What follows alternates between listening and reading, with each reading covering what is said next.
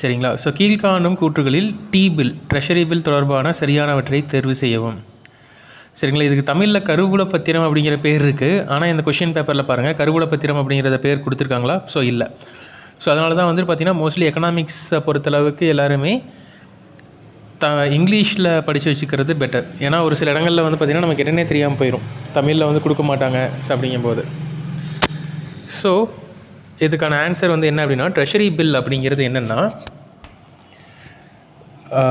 Government இருக்காங்க தானே. So government அவங்களுக்கு பண தேவை இருக்குதுன்னு வச்சுக்கோங்களேன், இந்த ட்ரெஷரி பில்லை வெளியிடுவாங்க. ஸோ இவங்களே வெளியிடுவாங்களா அப்படின்னு கேட்டிங்கன்னா இல்லை. இவங்க யார்கிட்ட கேட்பாங்கன்னா ஆர்பிஐ கிட்டே கேட்பாங்க. ஆர்பிஐ என்ன பண்ணும், இவங்களுக்காக ட்ரெஷரி பில்ஸை டி பில்லை வெளியிடும். சரிங்களா. இப்போ இந்த டி பில் வந்துட்டு எவ்வளோ நாட்களுக்கு வெளியிடலாம் அப்படின்னா 91 நாள் அல்லது 182 நாள் அல்லது 364 நாள். சரிங்களா. ஸோ அதுக்குள்ளே இது முதிர்ச்சி அடையணும், மெச்சூரிட்டி ஆகணும். சரிங்களா. இப்போ நீங்கள் எக்ஸாம்பிளுக்கு ஒரு 1000 ரூபாய்க்கு டி பில் வாங்குறீங்கன்னா அது வந்து பார்த்திங்கன்னா 91 நாளில் மெச்சூர் ஆகணும், அல்லது 182 நாளில் மெச்சூர் ஆகும், அல்லது 364 நாளில் மெச்சூர் ஆகும். இதுதான் வந்துட்டு டி பில். சரிங்களா. Treasury bill. ஓகேவா. ஸோ ட்ரெஷரி பில்லை வந்துட்டு யார் வெளியிடுறாங்க? ஸோ கவர்மெண்ட் ஆர்பிஐ மூலமாக வெளியிடுறாங்க. சரிங்களா. ஸோ அப்போது இதுக்கான ஆன்சர் வந்துட்டு என்னென்னு நம்ம வந்து பார்க்கும்போது, they are issued by government of India. So government தான் வந்துட்டு இது பண்ணுறாங்க. T bills pay no interest, these are long term டெப்ட் இன்ஸ்ட்ருமெண்ட்ஸ், அவற்றின் மீது வட்டி ஈட்ட இயலாது அப்படின்னு சொல்லியிருக்காங்க.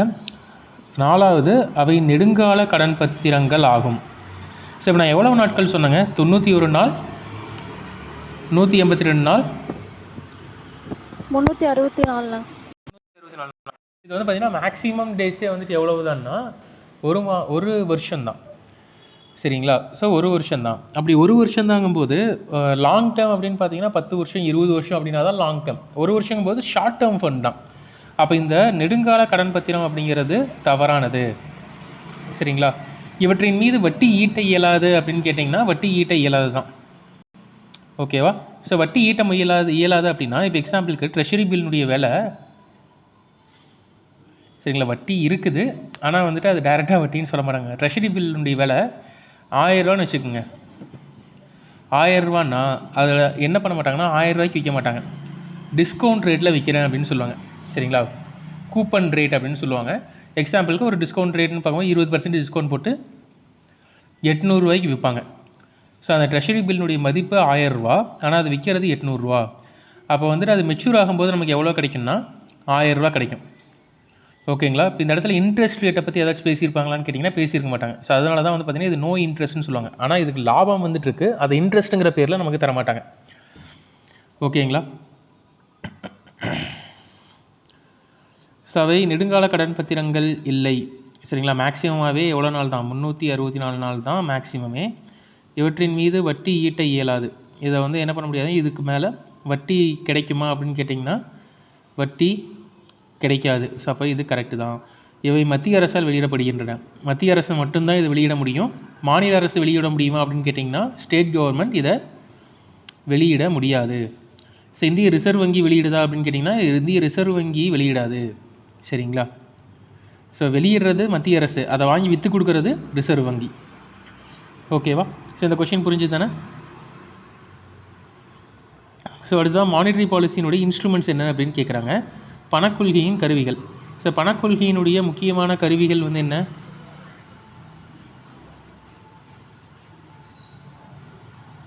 முன்னாடியே பார்த்துருக்கோம்.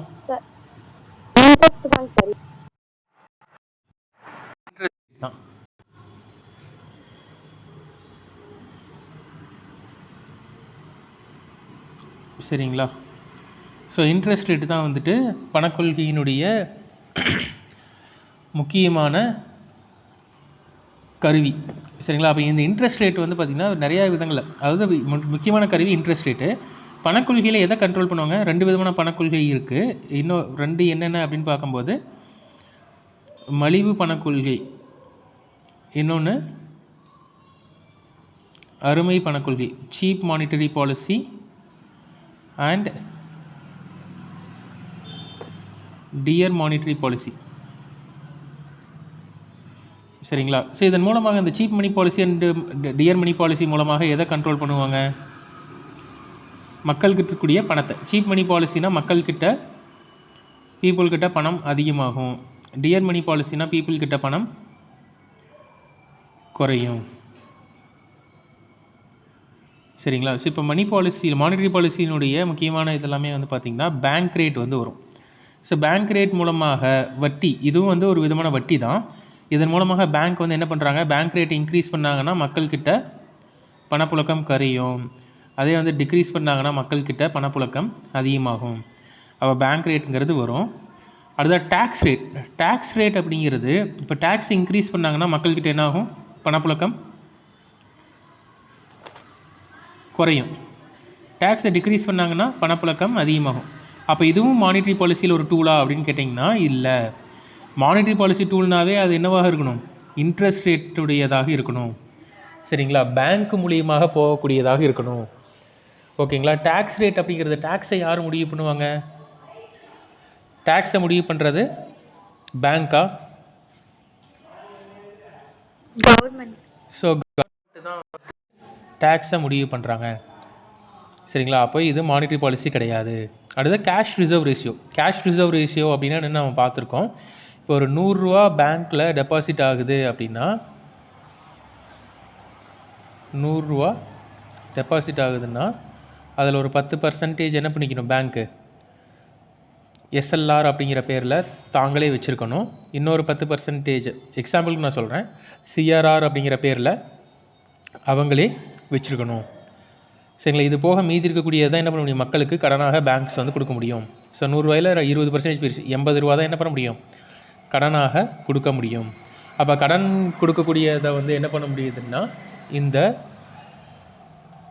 கேஷ் ரிசர்வ் ரேஷியோ மூலமாக கட்டுப்படுத்த முடியுது. அப்போ அதுவும் வந்து என்ன தான், மானிட்டரி பாலிசியில் இருக்கக்கூடிய ஒன் ஆஃப் த இன்ஸ்ட்ருமெண்ட் தான். சரிங்களா? ஸோ ஆன்சர் வந்துட்டு 1 and 3 தான். 1 and 3. So next one, what are the recent trends in the global economy which has led to the RBI sell buy swap of USD INR? உலக பொருளாதாரத்தின் சமீப போக்குகளில் எவை இந்திய reserve வங்கியின் அமெரிக்க டாலர் இந்திய ரூபாய் விற்கும் வாங்கும் பரிமாற்றத்தை செயல்படுத்த காரணமாக அமைந்துள்ளது? சரிங்களா? அதாவது இது வந்துட்டு எப்போ நடந்துச்சு அப்படின்னு கேட்டிங்கன்னா, அந்த கொரோனா முடிஞ்சு ஒரு குறிப்பிட்ட டைமில் வந்துட்டு இது நடந்துச்சு. அதாவது என்னென்னா, இந்திய ரிசர்வ் வங்கி அமெரிக்க டாலருக்கு இந்திய ரூபாய் என்ன பண்ணுவாங்க, அவங்களே விற்று வாங்குவாங்க. அதுக்கு பேர் தான் வந்து பார்த்திங்கன்னா இந்த இது. எதுக்காக அவங்க விற்கணும்?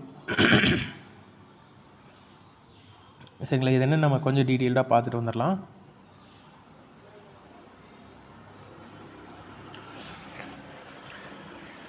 இப்போது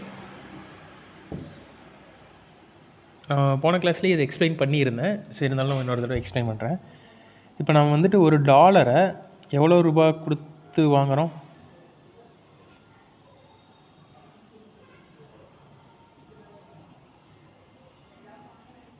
ஒரு டாலரை நம்ம இப்போ எவ்வளோ கொடுத்து வாங்குகிறோம்? 80 ரூபா கொடுத்து வாங்குகிறோன்னு வச்சுக்கலாம். சரிங்களா? ஸோ ஒரு டாலரை 80 ரூபா வந்து கொடுத்து வாங்குகிறோம். இப்போ எக்ஸாம்பிளுக்கு இந்த ஒரு டாலருடைய விலை இன்க்ரீஸ் ஆகிட்டே போகுது, 80 ரூபா ஆகுது. அடுத்ததாக ஒரு டாலருடைய விலை 82 ரூபா ஆகுது.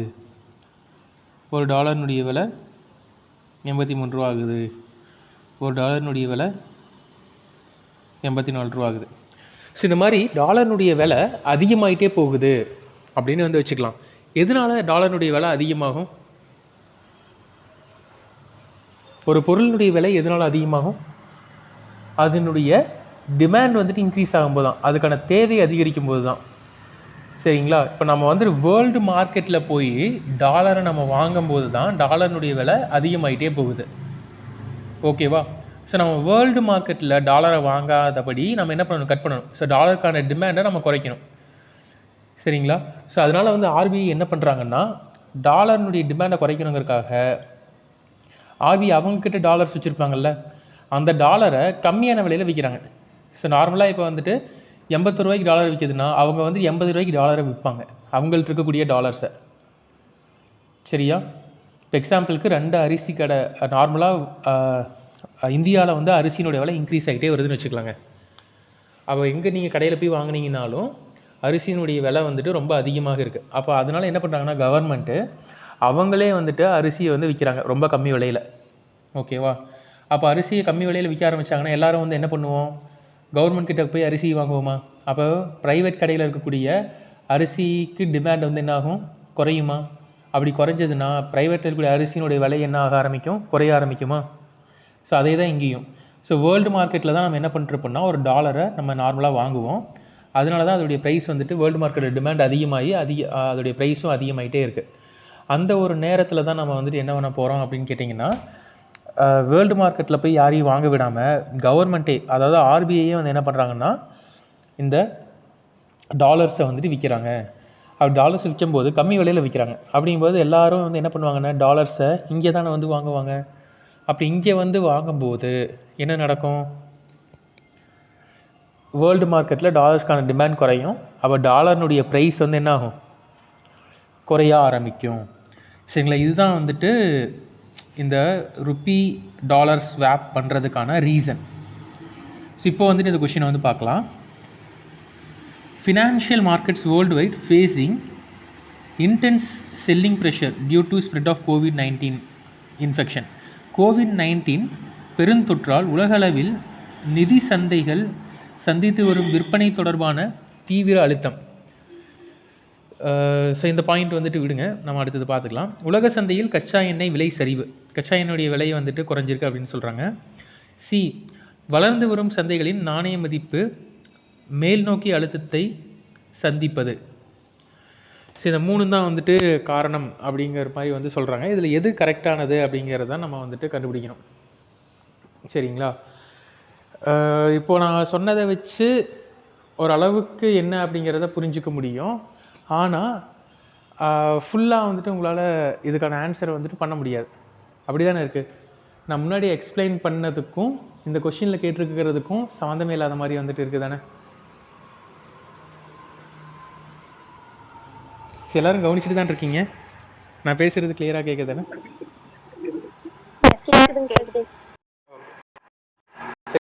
ஒரு பாயிண்ட் நான் வந்துட்டு எக்ஸ்பிளைன் பண்ணுறேன், அப்போனா தான் உங்களால் புரிஞ்சுக்க முடியும். ஸோ COVID-19 பெருந்தொற்றால் உலகளவில் நிதி சந்தைகள் சந்தித்து வரும் விற்பனை தொடர்பான தீவிர அழுத்தம். Financial markets world wide facing intense selling pressure due to spread of COVID-19 infection. சரிங்களா? இப்போ நான் வந்துட்டு டிமாண்ட், டாலருக்கான டிமாண்ட் அதிகமாகுது, டாலருக்கான டிமாண்ட் குறையுது அப்படிங்கிறத பற்றி தான் நான் பேசிகிட்டு இருந்தேன். டாலருக்கான டிமாண்ட் வந்துட்டு எப்போ இன்க்ரீஸ் ஆகும், எப்போ டிக்ரீஸ் ஆகும் அப்படிங்கிறது தான் நம்ம வந்து தெரிஞ்சுக்கணும். ஸோ டாலருக்கான டிமாண்ட் வந்துட்டு எப்போ இன்க்ரீஸ் ஆகும் அப்படின்னு கேட்டிங்கன்னா, நம்ம வெளிநாட்டிலேருந்து பொருட்களை இறக்குமதி பண்ணுறோன்னு வச்சுக்கோங்க. வெளிநாட்டிலேருந்து பொருட்களை இறக்குமதி பண்ணுறோம் அப்படின்னா வெளிநாட்டு பொருட்களுக்கு நம்ம என்ன பண்ணுறோம், டாலர் வந்து வாங்கணும். வெளிநாட்டு பொருட்களை டாலர் கொடுத்து தான் வாங்கணும். அப்போ டாலருக்கான டிமாண்ட் வந்துட்டு அதிகமாகுது. சரிங்களா? இது ஒரு ரீசன். அதே போல் வெளிநாட்டுக்காரங்க வந்து என்ன பண்ணுவாங்கன்னா நிறைய பேர் இந்தியாவில் வந்து முதலீடுகள் செஞ்சுருப்பாங்க. சரியா? வெளிநாட்டுக்காரங்க நிறைய பேர் என்ன பண்ணுவாங்கன்னா இந்தியாவில் வந்துட்டு முதலீடு செஞ்சுருப்பாங்க. அப்போ அந்த முதலீடுகள் செய்கிறாங்கன்னா அவங்க வந்துட்டு எதை கொண்டு வந்து முதலீடுகள் செஞ்சுருப்பாங்க, டாலர் கொண்டு வந்து தானே முதலீடுகள் செஞ்சுருப்பாங்க. வெளிநாட்டுக்காரங்க டாலரை இங்கே கொண்டு வந்து ரூபாயாக மாற்றி முதலீடுகள் செஞ்சுருப்பாங்க. ஸோ அப்படி தானே. அப்போது டாலரை கொண்டு வந்து ரூபாயாக மாற்றுறாங்க அப்படின்னாலும் நம்மளுடைய ரூபாயினுடைய டிமாண்ட் வந்து என்ன ஆகுதுன்னு அர்த்தம், அதிகமாகுதுன்னு அர்த்தங்களா? ஆனால் இப்போ COVID-19னால, கொரோனானால எல்லா சந்தையுமே என்ன ஆகுது, முடங்குது. எக்கனாமி வந்துட்டு சுத்தமாகவே என்ன ஆகலைன்னா க்ரோ ஆகவே இல்லை.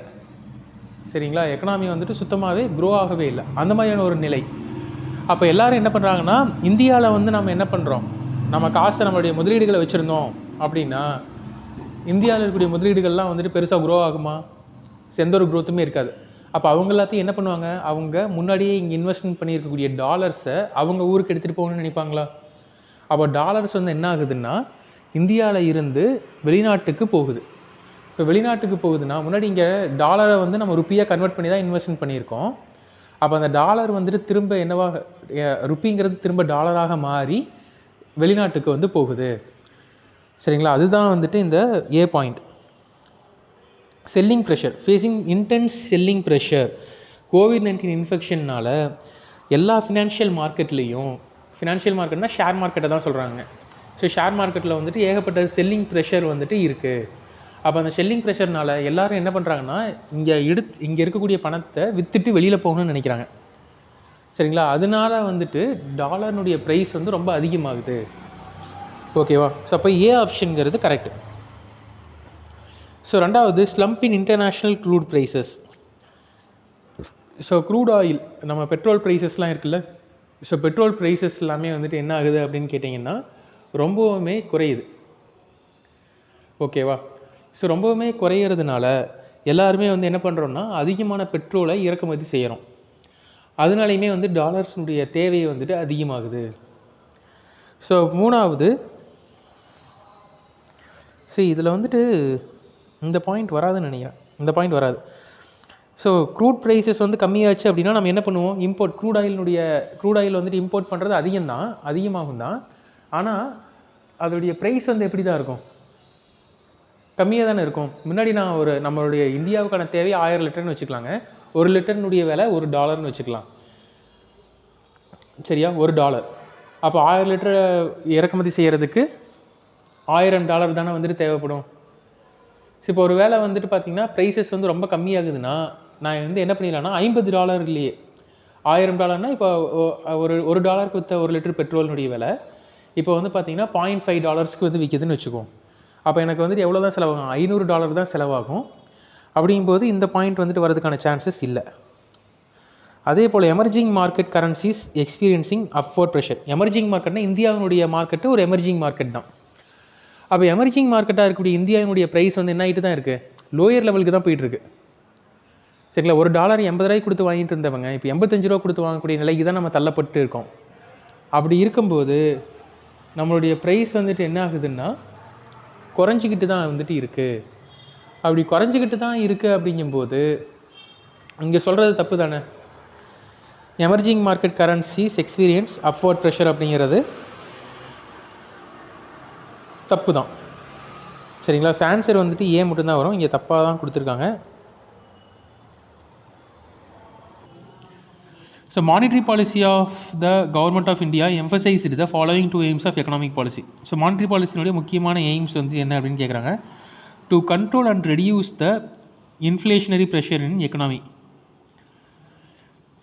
ஸோ மானிட்டரி பாலிசினுடைய முக்கியமான ஒரு அம்சம் அப்படின்னு பார்க்கும்போது அது இன்ஃப்ளேஷனை கண்ட்ரோல் பண்ணுறது. நம்ம போன கிளாஸில் பார்த்துருப்போம், நியூட்ரலிட்டி ஆஃப் மணி அப்படிங்கிற மாதிரி ஒரு கான்செப்ட் வந்து பார்த்துருப்போம். அதாவது பணத்தின் நடுநிலைத்தன்மை அப்படிங்கிற மாதிரி. சரிங்களா, ஸோ அப்போ அதுதான் வந்து நீங்கள் சொல்கிறாங்க பணவீக்க அழுத்தத்தை கட்டுப்படுத்துதல், அது வந்து கரெக்டு தான். ஸோ ரெண்டாவது, தேசிய வருமானம் மற்றும் மக்களின் வாழ்க்கை தரத்தை உயர்த்த நாட்டின் பொருளாதார வளர்ச்சியை விரைவுபடுத்துதல். ஸோ அதுவும் வந்து கரெக்டு தான். ஓகேவா. ஸோ தேர்டு, தலா வருமானத்தை அதிகரிக்க. ஸோ மானிட்டரி பாலிசி மூலமாக தலா வருமானத்தை அதிகரிக்கலாம் அப்படின்னு கேட்டிங்கன்னா ஸோ இதுவும் வந்துட்டு கரெக்டாக இருக்கிறதுக்கான சான்சஸ் இருக்குது. சரிங்களா, ஆனால் இங்கே வந்துட்டு பார்த்தீங்கன்னா இது ரெண்டும் தான் 1 2. ஸோ 1ம் 2ம் தான் வந்து பார்த்திங்கன்னா ரொம்ப ஆப்டான ஆப்ஷன். சரிங்களா, இப்போது ஒரு நாடு வளர்ச்சி அடையுது அப்படின்னா அங்கே இருக்கக்கூடிய மக்களினுடைய பெர் கேபிட்டா இன்கம், ஒவ்வொருத்தருடைய தலா வருமானமும் அதிகரிக்க தானே செய்யும். ஸோ நாட்டினுடைய வருமானம் அதிகமாகுதுன்னா அதில் இருக்கக்கூடிய மக்களினுடைய தலா வருமானமும் என்னாகும், கண்டிப்பாக அதிகரிக்க தான் செய்யும். அப்படிங்கும்போது இது வந்துட்டு எதுவும் இல்லை. அதே போல் to have a cheap money policy. So 4 வந்து கண்டிப்பாக வராது. 4 விட்டுட்டோம் அப்படின்னா நமக்கு வந்துட்டு 1 2 3 இது 3மே வரலாம். ஆனால் இங்கே கொடுத்துருக்கூடிய ஆப்ஷன் படி 1 and 2 தான் வந்து ரொம்ப ஆப்டாக இருக்குது. அதனால் அது வந்து நம்ம அதை மட்டும் எடுத்துக்கிறோம். சரிங்களா, ஸோ இது புரிஞ்சிக்க முடியுதா இல்லை ஃபுல்லாக எக்ஸ்பிளைன் பண்ணட்டுமா?